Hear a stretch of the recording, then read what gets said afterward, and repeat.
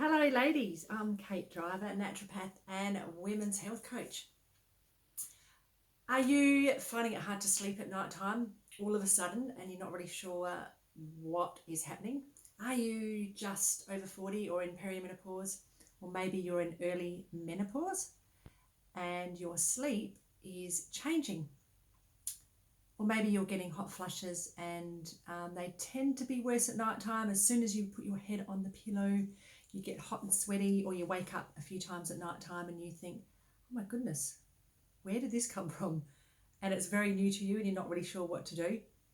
Well, in these situations, ladies, it can be that your cortisol is quite high in the evening and is spiking and not letting you go to sleep.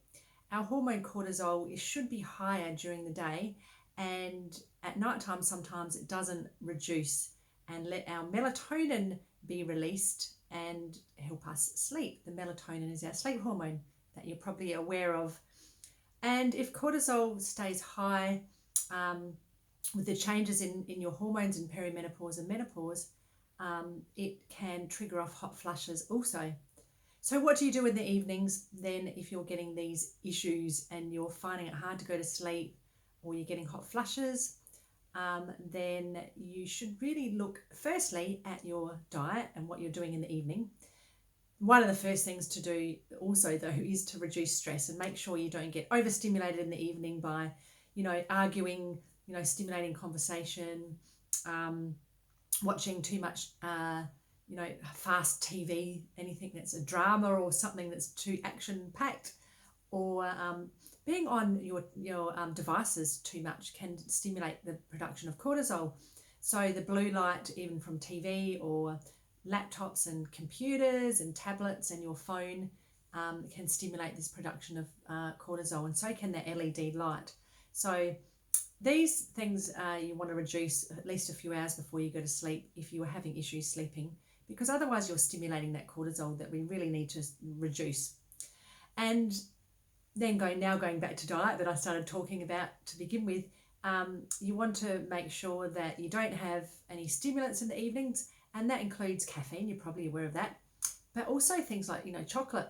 If you get those cravings for chocolate after dinner and I'll just have a sneaky bit of chocolate, that could be enough caffeine in there, and also the sugar, which is a stimulant, to increase your cortisol and stop you from sleeping if you're very sensitive, or create those hot flushes. You might just be having some sort of sugar or some dessert that you've got into a habit of having, and even having sugar cravings can be a sign of this high cortisol as well.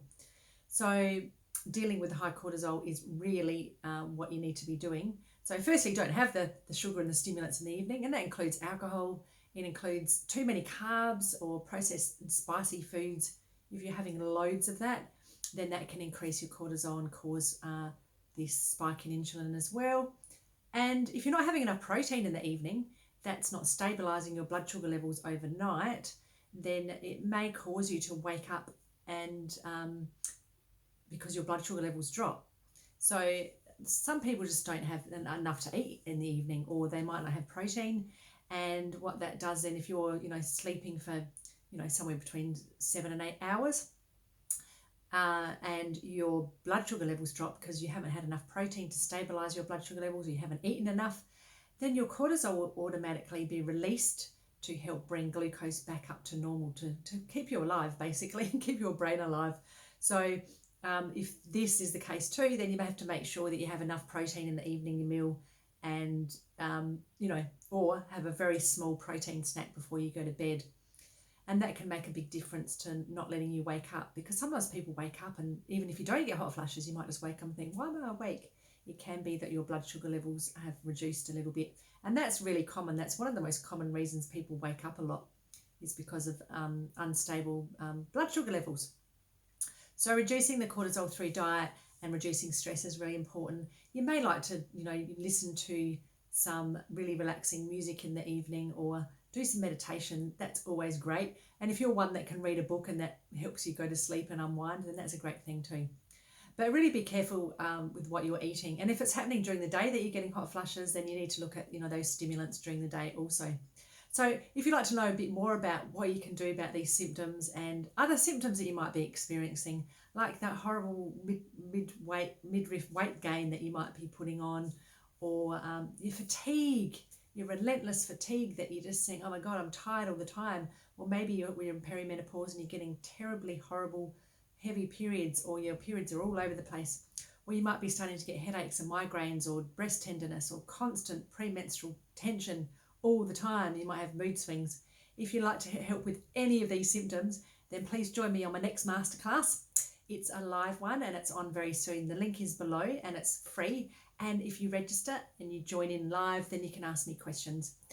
I have 21 years experience now as a naturopath, and experience myself going through perimenopause. And I really have all the answers for what you should be doing in perimenopause and menopause to feel fabulous. And you can do this all naturally. So join me on my next live masterclass and learn more. I'd love to see you there.